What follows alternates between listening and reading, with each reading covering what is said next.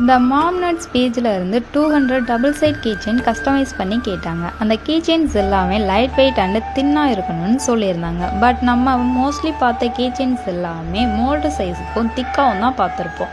But இந்த customer தின்னாக கேட்டாங்க. அதுவே எனக்கு பெரிய டாஸ்க். பட் கஸ்டமர் கேட்ட மாதிரியே செஞ்சு கொடுக்காங்களா, அதனால் எஃபர்ட் போட்டு நானே தின்னாக ரெடி பண்ணி டிரான்ஸ்பரண்டான கலரில் அவங்க கேட்ட மாதிரியே லைட் வெயிட்டாக அவங்களுக்கு ரெடி பண்ணி டிஸ்பேச்சும் பண்ணியாச்சு. என்னோட கஸ்டமர் ஒரு சைடு அவங்க பிராண்டோட நேமும் இன்னொரு சைடு அம்மாவை பற்றின ஒரு கவிதையும் கேட்டிருந்தாங்க. நான் அதே மாதிரி ரெடி பண்ணி கொடுத்துட்டேன். இந்த கீ செயின்ஸ் எல்லாம் கம்ப்ளீட் பண்ணி முடிக்க எனக்கு 7 days ஆச்சு.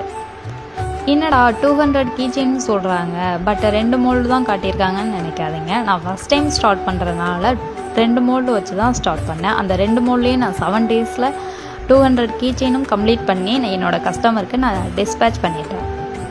இந்த வீடியோவில் பார்த்தாலே தெரியும் என்னோடய கீச்செயின் எவ்வளோ தின்னாக இருக்குது அப்படின்னு சொல்லி. நம்மளால் செய்ய முடியாதுங்கிற விஷயத்தையும் நம்மளால் செஞ்சு காட்ட முடியும் அப்படிங்கிறது இந்த மாதிரி சில சுச்சுவேஷன் வரும்போது தான் நமக்கே தெரியும்.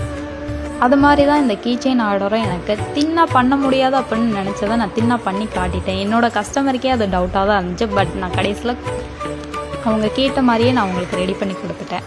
இந்த மாதிரி கீச்செயின்ஸ் உங்களுக்கும் வேணும்னா டிஸ்கிரிப்ஷனில் நம்பர் தரேன், எனக்கு டிஎம் பண்ணுங்கள். இதே மாதிரி நிறைய வீடியோஸ் பார்க்க என்னோடய சேனலை மறக்காமல் ஃபாலோ பண்ணிடுங்க.